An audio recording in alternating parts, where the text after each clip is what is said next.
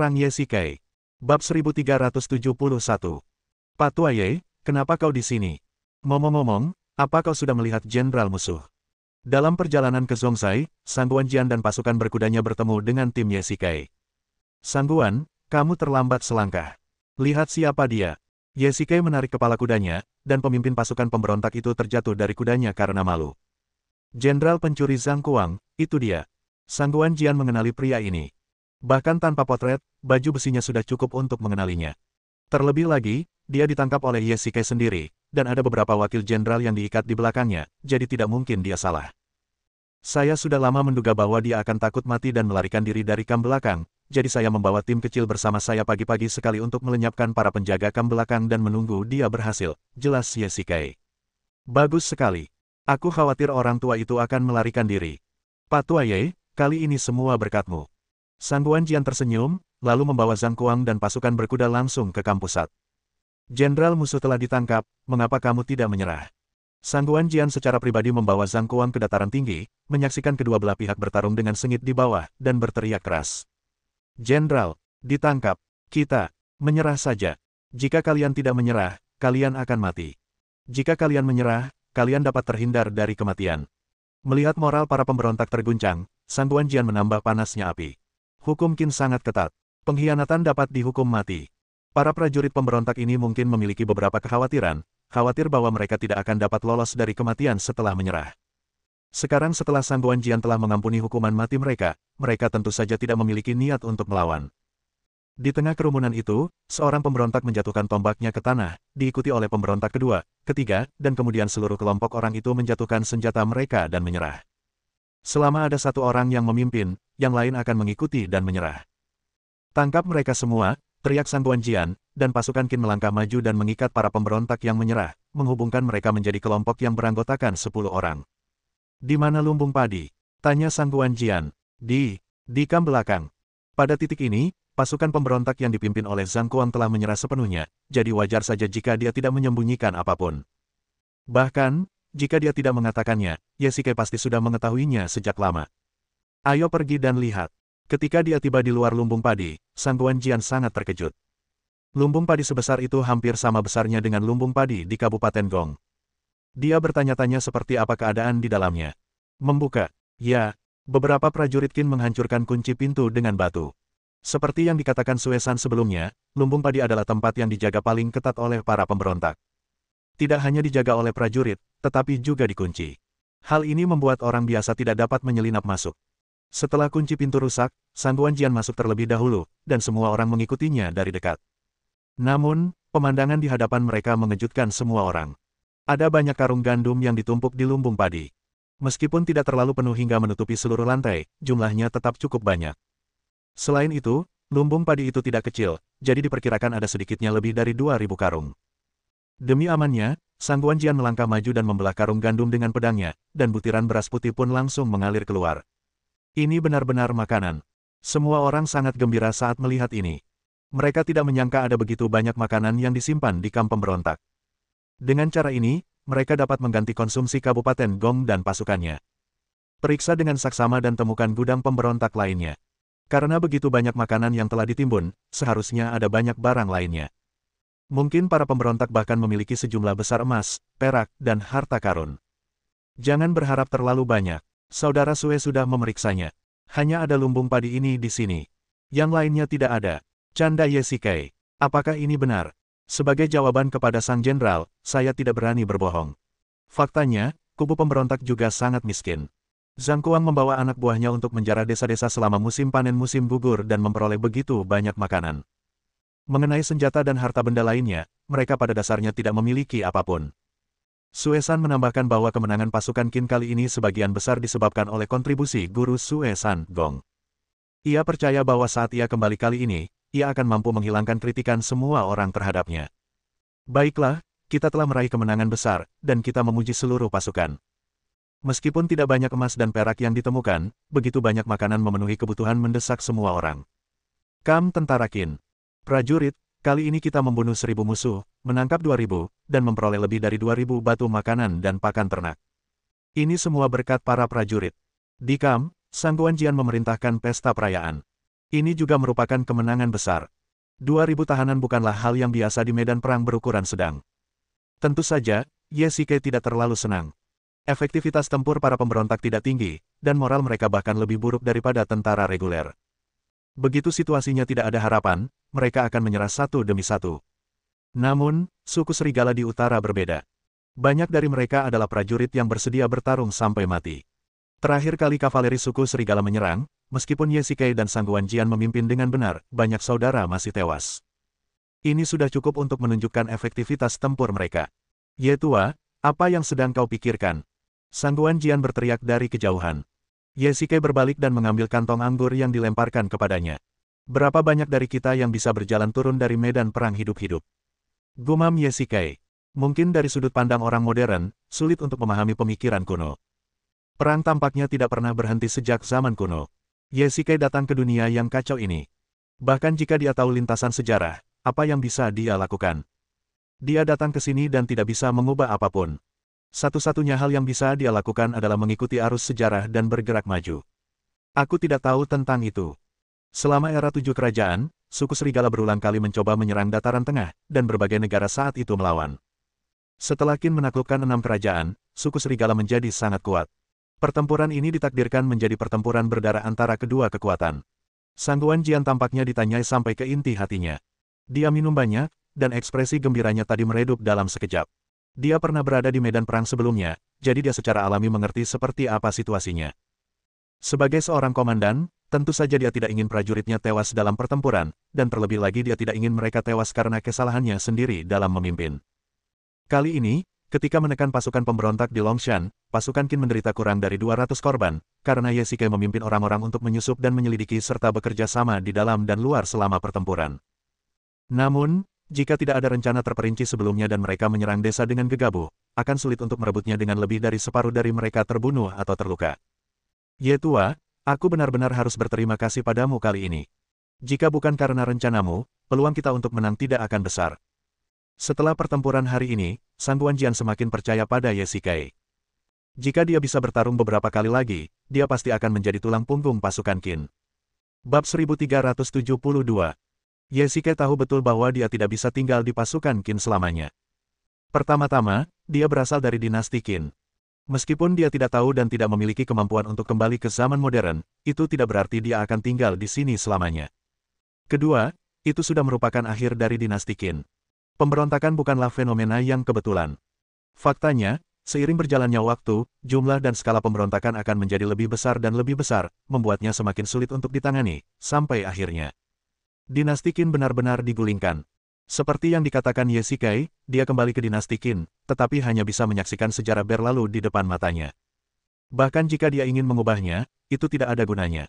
Kehancuran dinasti Qin di masa depan tidak dapat dihindari, dan yang bisa dia lakukan sekarang hanyalah melakukan pekerjaannya. Dia tidak ingin memberitahu Sang Guanjian tentang hal ini, mungkin karena waktunya belum tiba. Selain itu, bahkan jika dia memberitahu Sang Guanjian tidak akan mempercayai ramalan Ye Shike sama sekali. Seorang pejuang hanya percaya pada pedang di tangannya. Jika kita tidak bisa mengalahkan para pemberontak, mereka akan berbalik dan menghancurkan kita. Tidak ada yang perlu kita syukuri. Ye Shike melambaikan tangannya. Dia tidak yakin apakah membantu mendiang dinasti Qin untuk menekan para pemberontak ini akan menjadi cara untuk membalikkan keadaan atau melawan arus, tetapi dia adalah orang yang setia. Mancang dan Suesan adalah teman baiknya. Apapun yang terjadi, dia tidak akan pernah meninggalkan teman-temannya. Apa rencanamu selanjutnya? Sang Guanjian tiba-tiba berkata. Di antara tawanan perang ini, kita dapat memilih beberapa orang yang kuat dan sehat untuk bergabung dengan tentara. Sedangkan yang lainnya, biarkan mereka semua pulang. Di masa sulit, setiap nyawa tambahan berarti. Ye Shike berkata dengan enteng. Dia tidak berencana untuk mengirim 2.000 orang itu ke tentara. Pertama, mereka tidak memiliki begitu banyak peralatan. Kedua, dengan begitu banyak orang yang datang, level, moral, peralatan, dan perbekalan tentara akan langsung turun drastis. Kerja Rodi di dinasti Qin sangat berat dalam beberapa tahun terakhir sehingga banyak orang muda dan setengah baya harus melakukan kerja Rodi. Akan lebih baik bagi orang-orang ini untuk tetap tinggal. Setelah meredam pemberontakan di Longshan, sekarang saatnya bagi kita untuk meninggalkan Kabupaten Gong dan melanjutkan perjalanan menuju Yandu sesuai rencana. Ye Shike menemukan peta Kabupaten Henei. Setelah melintasi Longshan dan melewati 2 kabupaten, mereka dapat memasuki Kabupaten Guangyang, yang akan membawa mereka lebih dekat ke Yandu. Diperkirakan mereka akan dapat tiba dalam waktu lebih dari 10 hari. Saya setuju. Ini adalah rencana awal kita. Selain itu, karena kita telah dipercayakan oleh Lord Han untuk bergegas ke garis depan, tidak ada alasan untuk mundur. Sangguan Jian mengangguk. Ini salah satu alasannya. Ye Shikai perlahan berdiri dan berkata dengan ringan. Meskipun kita telah meraih kemenangan besar kali ini dan memperoleh lebih dari 2000 si gandum dan rumput tersebut dijarah dari desa-desa dan kota-kota di bawah yurisdiksi Kabupaten Gong. Meskipun pertempuran dimenangkan oleh 2000 saudara kita, jika kita mengambil semuanya, itu akan dicurigai sebagai penjarahan. Selain itu, jika kita mengambil semuanya untuk diri kita sendiri, bagaimana orang-orang Kabupaten Gong dapat bertahan hidup di musim dingin? Pak Tuaye, maksudmu adalah, kami meninggalkan 500 dan makanan dan pakan ternak, ditambah makanan yang kami bawa sebelumnya, yang cukup untuk 1300 dan, yang dapat menopang kami selama lebih dari 20 hari. Pasti tidak akan menjadi masalah untuk mencapai Yandu. Sisa makanan harus dikembalikan kepada masyarakat Kabupaten Gong. Baiklah, aku setuju dengan usulanmu. Sangguan Jian tidak ragu. Di masa sulit, di mana ada makanan, di situ ada prajurit, tetapi ini adalah gagasan para panglima perang. Sangguan Jian adalah prajurit sejati dan tidak akan pernah melupakan posisinya hanya demi 2000 batu gandum. Hari berikutnya, Jenderal Sangguan Bai, terima kasih banyak kali ini. Jika Anda tidak menghancurkan kamp bandit di Longshan, semua orang di Kabupaten Gong akan menjadi budak. Di luar kantor pemerintah Kabupaten Gong, Hakim Sun keluar sendiri untuk menyambut Sangguan Jian dan rombongannya. Sejujurnya, ketika para pembantunya memberitahu dia bahwa pasukan Qin kembali ke Kabupaten Gong dengan hampir 2000 tahanan dan puluhan kereta kayu berisi makanan, dia tidak mempercayainya, atau bahkan berani mempercayainya. Sama-sama, Hakim Sun. Ini adalah tugas kami. Sangguan Jian menunjuk gandum di gerobak kayu dan berkata, gandum-gandum yang dirampas ini semuanya dijarah oleh Zhang Kuang dari desa-desa di bawah yurisdiksi Kabupaten Gong. Kami mengambil sebagian kecil sebagai ransum militer, dan sisanya akan dikembalikan ke Kabupaten Gong. Ini benar-benar bantuan yang besar. Kalian benar-benar dermawan bagi Kabupaten Gong. Hakim Sun begitu gembira hingga tak bisa berkata apa-apa. Ia hanya berharap dapat menghabisi pasukan pemberontak Zhang Kuang, tetapi tidak pernah berharap untuk membagi hasil rampasannya. Tidak perlu bersikap sopan, Hakim Daerah Sun. Kami di sini hari ini untuk mengucapkan selamat tinggal. Ye Shikai melangkah maju dan menjelaskan. Selamat tinggal. Apakah kalian semua akan pergi secepat ini? Setelah mendengar ini, Hakim Daerah Sun terkejut, karena dia tidak menyangka pasukan Qin akan pergi secepat ini. Ya, perintah awal kami adalah pergi ke Kabupaten Guangyang dan memperkuat garis depan. Kami tiba di Kabupaten Gong dan menerima perintah militer dari kantor gubernur kabupaten. Sekarang misi telah selesai. Saya telah mengirim seseorang untuk menjelaskan situasi tersebut kepada kantor gubernur kabupaten. Kami akan berangkat ke utara hari ini. Sayang sekali. Kalau kamu bisa tinggal beberapa hari lagi, aku pasti akan menjamumu dengan hangat. Hakim Sun, Anda sangat sopan. Situasi militer sangat mendesak. Ayo berangkat. Semua orang menaiki kuda mereka, dan dengan sebuah perintah, 2000 prajurit berjalan keluar dari gerbang kota dan menuju ke utara. Setelah 3 hari berbaris, mereka akhirnya meninggalkan wilayah Kabupaten Henei. Kabupaten Guangyang tidak memiliki populasi yang besar. Ketika masih menjadi negara bagian Yan, ibu kota Yan memang makmur, tetapi karena kekurangan yang dibawa oleh lokasi geografisnya, populasi Yan tidak banyak dan kekuatan nasionalnya tidak berkembang. Sepanjang perjalanan, Ye Shikai dan Sangguan Jian melihat banyak orang berjalan ke selatan, beberapa dari mereka bahkan membawa keluarga mereka, dan mereka tidak bisa menahan rasa penasaran. Kakak, mengapa kamu berlari? Ye Shikai turun dari kuda dan bertanya kepada seorang pria. Sayang, ada perang yang sedang terjadi di garis depan. Kudengar suku serigala datang dengan agresif. Mereka juga mengatakan bahwa jika garis pertahanan ditembus, mereka akan membantai kota itu. Orang-orang tidak berani tinggal di sini, dan mereka mengungsi ke selatan bersama keluarga mereka. Pria itu melihat baju zirah orang-orang itu, dan sedikit kelegaan muncul di wajahnya. Melihatmu pergi ke garis depan utara, aku merasa lebih tenang. Baiklah, hati-hati di jalan. Ye Shikai tidak banyak bicara. Perang sudah dimulai. Orang-orang tidak bersalah. Bahkan jika mereka tetap tinggal di kota, itu tidak akan membantu situasi. Terutama bagi wanita, anak-anak, dan orang tua, jika mereka tetap tinggal, mereka mungkin akan menjadi domba di bawah pisau serigala. Sayang, perang baru saja dimulai, dan bahkan rakyat tidak percaya diri. Bukankah moral para prajurit di garis depan akan semakin rendah? Sangguan Jian tampak khawatir saat melihat ini. Tanpa dukungan rakyat, para prajurit di garis depan akan berjuang sendirian. Akan lebih menyedihkan daripada mengkhawatirkan. Ini menunjukkan bahwa situasi perang sudah mulai memburuk. Kita harus segera ke Yandu. Bab 1373. Seluruh pasukan bergerak cepat, target Kabupaten Ji. Sangguan Jian memerintahkan semua orang untuk maju dengan kecepatan penuh. Kabupaten Ji adalah bekas ibu kota Yan. Setelah Qin menaklukkan 6 kerajaan, Kabupaten Guang yang didirikan, dan Kabupaten Ji juga menjadi medan perang garis depan untuk melawan suku serigala. Meskipun beberapa waktu telah terbuang sia-sia untuk berhadapan dengan para pemberontak, kelompok itu tidak membawa beban logistik apapun dan tidak perlu melakukan banyak kerja rodi, jadi mereka pasti telah tiba di Kabupaten Ji sebelum Han Hao. Para pengintai dibagi menjadi kelompok yang terdiri dari 5 orang, dan ditempatkan 30 mil di depan tim. Jika mereka melihat sesuatu yang tidak biasa, mereka harus segera melapor. Mungkin trauma oleh serangan diam-diam terakhir oleh kavaleri serigala, pengerahan Sangguan Jian sangat menyeluruh. Ada orang-orang yang bersiaga di setiap belokan tim, tetapi untungnya, hari-hari ini sangat sepi, dan bahkan para pengintai serigala tidak terlihat. Semua orang berjalan ke daerah datar, yang hanya berjarak 3 hari perjalanan dari Kabupaten Ji. Sangguan Jian awalnya ingin melakukan perjalanan siang dan malam untuk mempercepat kedatangan, tetapi dia tidak menyangka bahwa hujan akan turun deras begitu dia tiba di sini. Untungnya, semua orang membawa makanan kering, jika tidak, Ye Shikai akan khawatir makanannya akan basah. Pasukan mendirikan kemah dan menunggu hujan berhenti sebelum berbaris lagi. Jarang sekali terjadi hujan lebat seperti ini di musim dingin di utara. Ye Shikai mengenakan jas hujan jerami di atas baju zirahnya untuk sekadar menahan hujan. Hujan tidak turun seperti yang diharapkan, tetapi malah semakin deras. Jalan tanah menjadi sangat berlumpur, yang akan memengaruhi kecepatan berjalan. Ya, aku tidak tahu apakah ini pertanda perang besar. Sangguan Jian berkata ringan di belakangnya. Aku tidak peduli apakah ini pertanda perang, asalkan bukan pertanda kekalahan besar.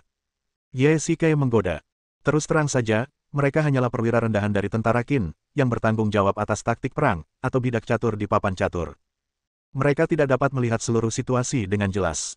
Mereka hanya tahu bahwa ada serigala di garis depan, tetapi mereka tidak tahu jumlah dan distribusinya secara spesifik. Mereka bahkan tidak tahu apapun tentang Kabupaten Ji, yang jaraknya ratusan mil jauhnya. Apa yang harus kita lakukan sekarang? Haruskah kita terus maju, atau menunggu hujan berhenti? Sangguan Jian meminta pendapat Ye Shikai. Melalui pertempuran ini, dia harus mengakui bahwa dari sudut pandang seorang komandan, Ye Shikai lebih menonjol dan lebih cocok. Setidaknya dia bisa memikirkan rencana yang tidak terpikirkan oleh orang lain. Melihat hujan, aku khawatir hujan tidak akan berhenti secepat ini. Kita masih harus terus maju. Ye Shikai menatap langit. Langit tertutup awan gelap. Langit tampak kelabu dan suram. Baiklah, saya akan memanggil beberapa jenderal untuk membahas ini. Tidak perlu. Mereka mengeluh kepadaku akhir-akhir ini tentang mengapa kita harus berhenti di sini. Aku yakin bahwa saat ini, mereka telah membuat persiapan untuk membongkar kemah dan berangkat. Ye Shikai melambaikan tangannya. Meskipun situasi pertempuran tidak jelas, moral yang tinggi membuat Ye Shikai sangat senang. Baiklah, mari kita berangkat. Melapor kepada kedua jenderal, para penjaga kami menemukan beberapa wanita di luar. Dilihat dari pakaian mereka, mereka seharusnya adalah wanita dari suku serigala. Kapten Li memimpin anuahnya untuk menangkap mereka dan membawa mereka kembali. Tolong interogasi mereka, jenderal. Pada saat ini, seorang penjaga tiba-tiba masuk untuk melapor. Bagaimana mungkin wanita dari suku serigala muncul di sini? Sangguan Jian cukup bingung dan meminta para prajurit untuk membawa sekelompok wanita masuk. Demi keamanan, para prajurit mengikat tangan para wanita dan mengikat pergelangan kaki mereka dengan tali untuk mencegah siapapun melarikan diri. Hehe, siapa kalian semua? Ye Shikai tidak bisa menahan rasa kasihan. Wanita-wanita ini berpakaian sangat biasa, bahkan sedikit lusuh, mata mereka penuh ketakutan, dan ada beberapa bekas luka di tubuh mereka. Mungkinkah mereka budak dari klan serigala? Tuan-tuan, kami bukan dari suku serigala. Kami ditangkap oleh mereka dan dijadikan budak. Salah satu wanita berkata dengan gemetar. Ye Shikai khawatir mereka takut dengan senjata para prajurit, jadi dia meminta semua orang untuk menyimpan senjata mereka. Jadi, kamu dari dinasti Qin?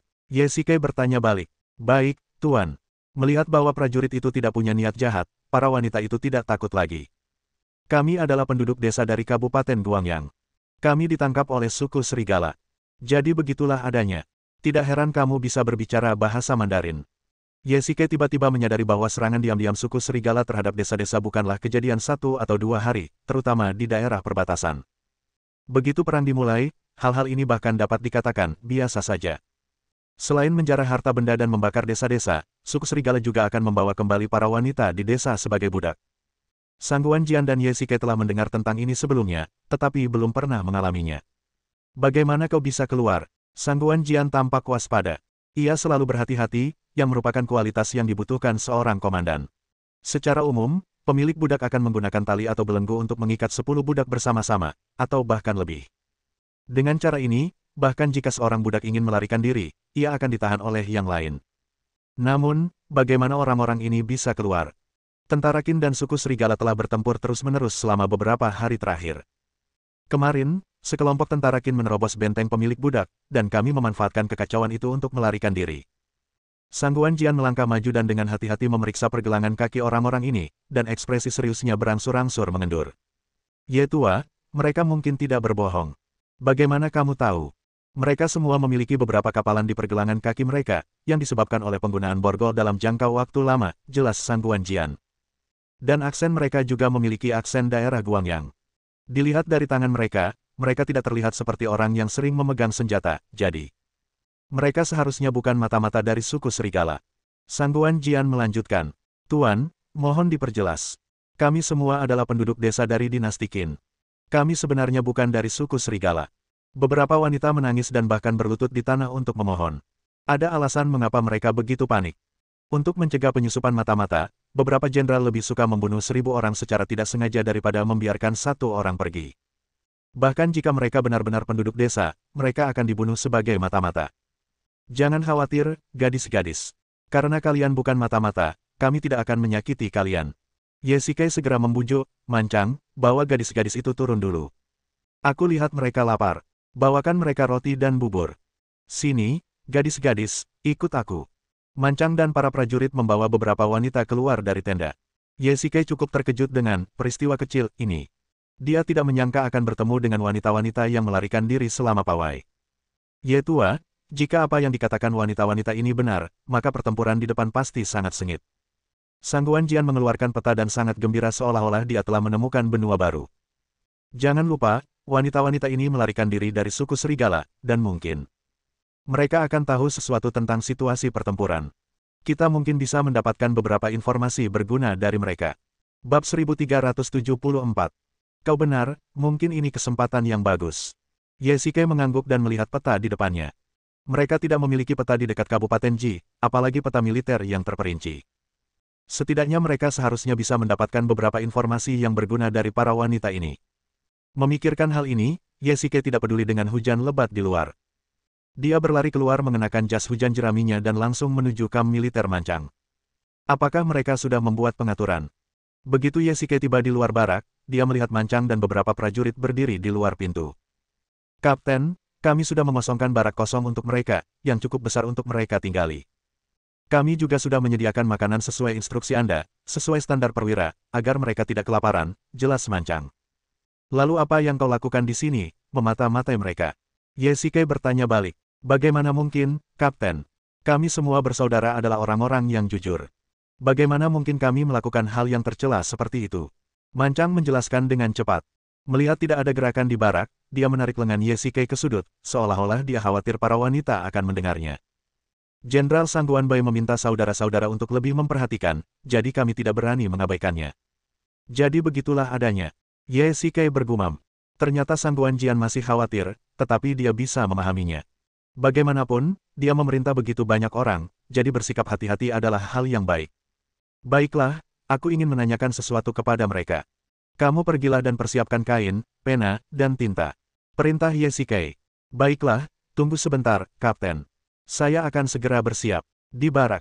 Begitu Ye Shikai masuk, seperti serigala lapar yang memasuki kawanan domba, beberapa wanita secara naluriah mundur dan menjaga jarak dari Ye Shikai. Kau tidak perlu takut padaku, kata Ye Shikai sambil tersenyum. Dia bukan orang yang suka kekerasan. Dia meletakkan kain, pena, dan tinta di atas meja. Apakah kalian semua sudah cukup makan? Ye Shikai tidak langsung mulai menulis, tetapi malah bertanya tentang keadaan mereka.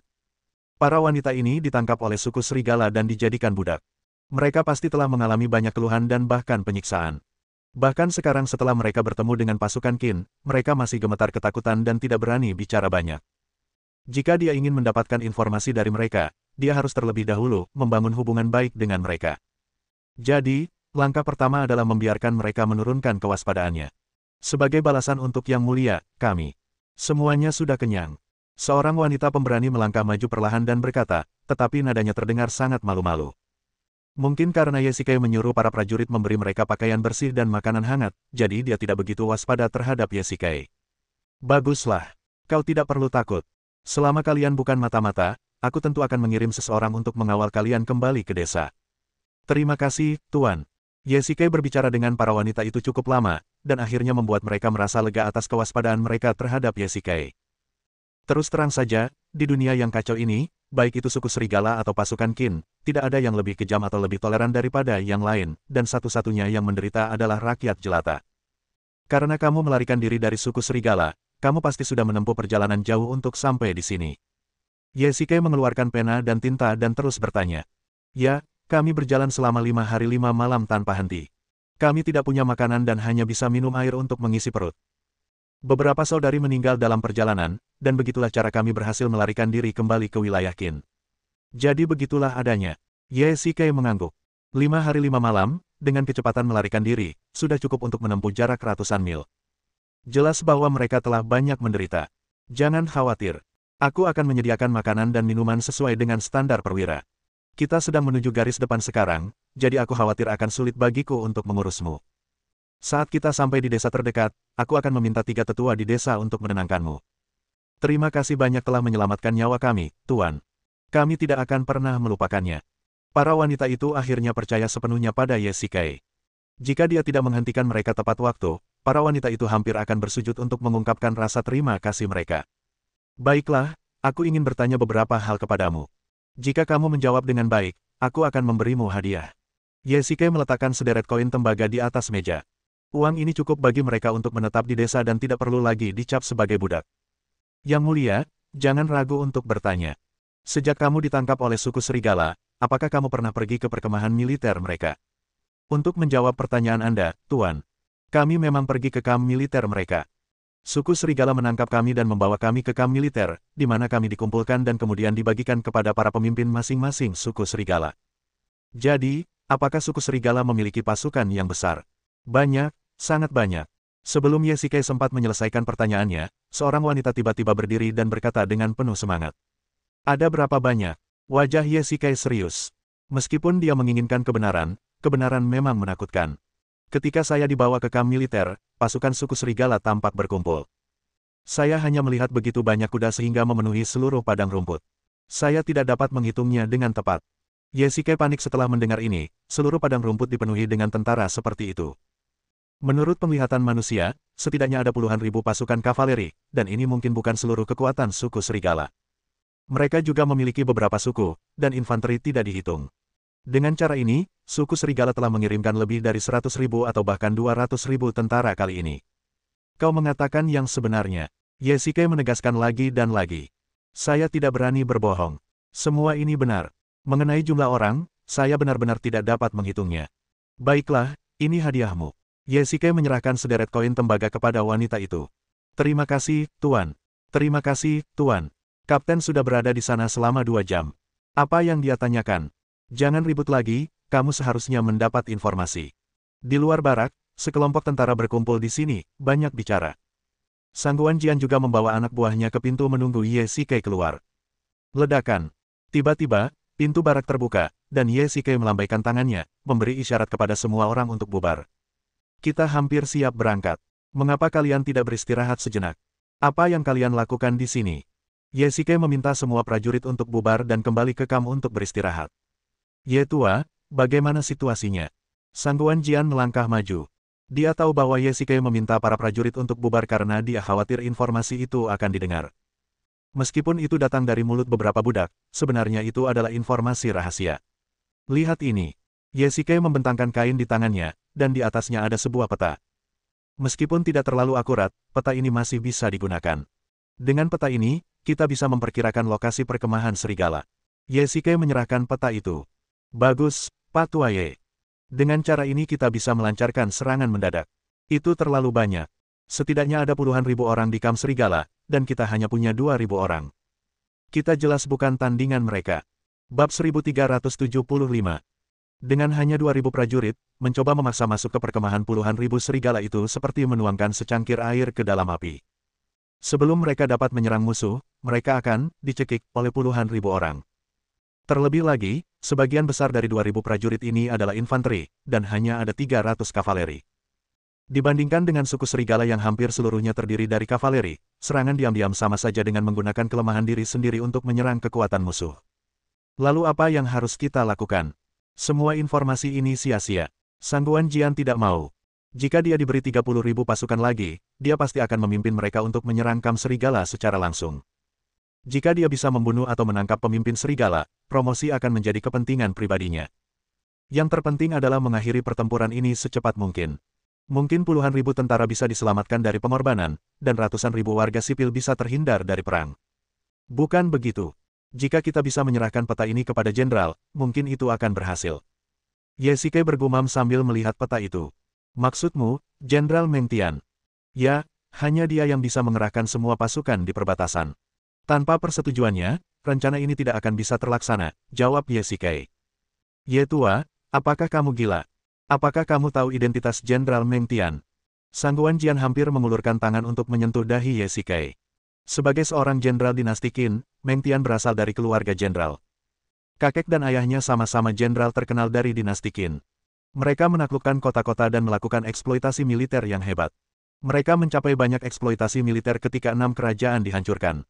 Selain meredakan pertikaian sipil, keluarga Meng juga berkali-kali melawan invasi asing. Sekarang, Meng Tian bahkan lebih dihargai oleh Qin Shi Huang. Dengan pangkat militer Sang Guan Jian dan Ye Shikai saat ini, mereka bahkan tidak dapat menghubungi Meng Tian. Tentu saja, sebagai seorang jenderal, dia tentu akan memimpin pasukannya untuk menyerang suku serigala. Menurutku, dia seharusnya sudah tiba di garis depan tembok besar. Jawab Ye Shikai. Menurutmu, apakah kita bisa menemuinya berdasarkan identitas kita? Dan bagaimana Jenderal Meng bisa menerima peta ini? Dia bahkan mungkin mengira kita gila. Sang Guan Jian cukup tertekan. Bagaimana mungkin seorang jenderal yang memimpin ratusan ribu pasukan memperhatikan pendapat seorang jenderal dan komandan garnison? Itu benar, tetapi tidak ada yang bisa kita lakukan. Ye Shikai mengembalikan peta itu.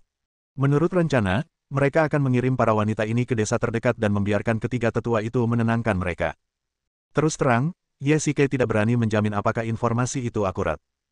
Pasukan suku serigala, hidup dan mati di atas kuda, dan memiliki mobilitas yang kuat. Jika medannya datar, bukan tidak mungkin untuk menempuh jarak 600 mil sehari. Dengan cara ini, mereka dapat berlari sejauh 3.000 mil dalam 5 hari, sehingga informasi pada peta mungkin terdistorsi.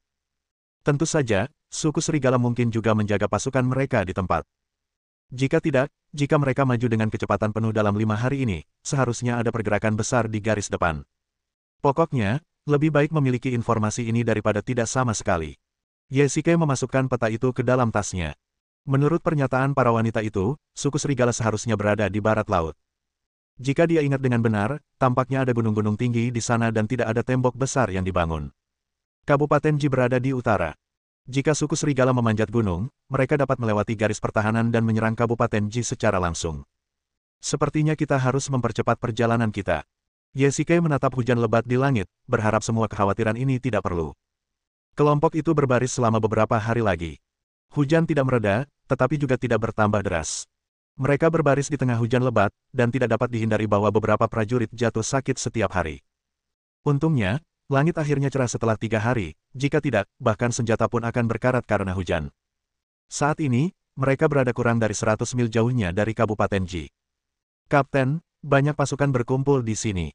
Saat semua orang mendekati Kabupaten Ji, banyak pasukan garnison dari kabupaten dan prefektur juga berkumpul di sini. Ya, karena ini perang, itu berarti seluruh negeri dimobilisasi.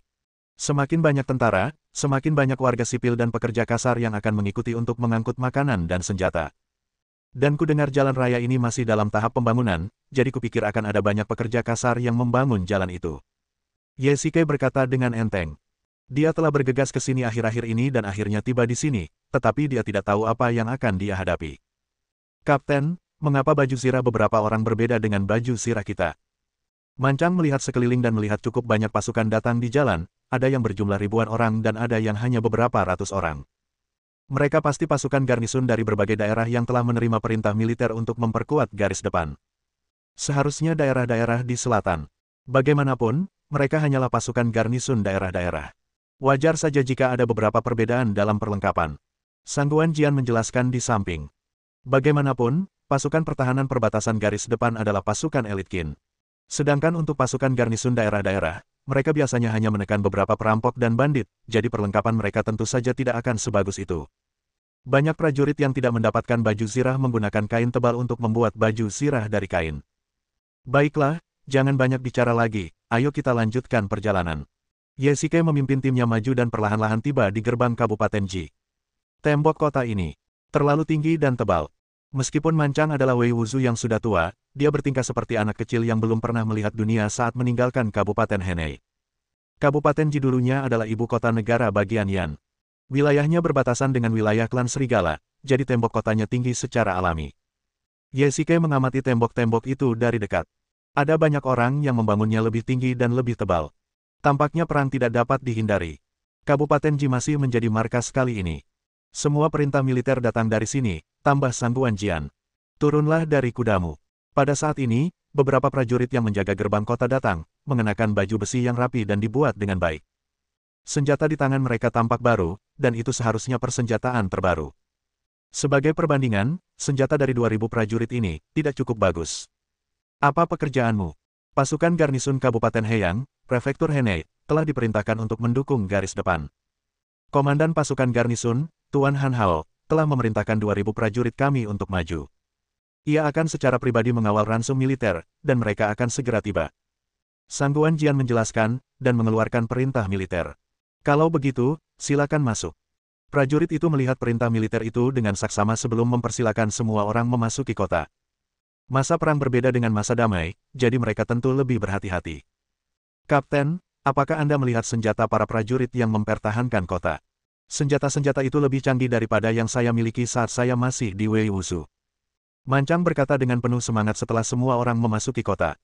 Tentu saja, peralatan tentara Qin canggih, dan setelah bertahun-tahun, tingkat penempaan senjata juga meningkat. Misalnya, busur silang ini, busur silang tentara Qin dapat menembakkan anak panah dengan satu tangan, dan jangkauannya juga jauh. Apakah kita juga punya senjata seperti itu? Tanya Mancang. Benar sekali. Sebelum pasukan bergerak, makanan dan pakan ternak harus dikirim terlebih dahulu. Kabupaten Ji sekarang menjadi lumbung padi dan gudang senjata. Kita seharusnya punya senjata baru saat kita datang ke sini. Bersambung,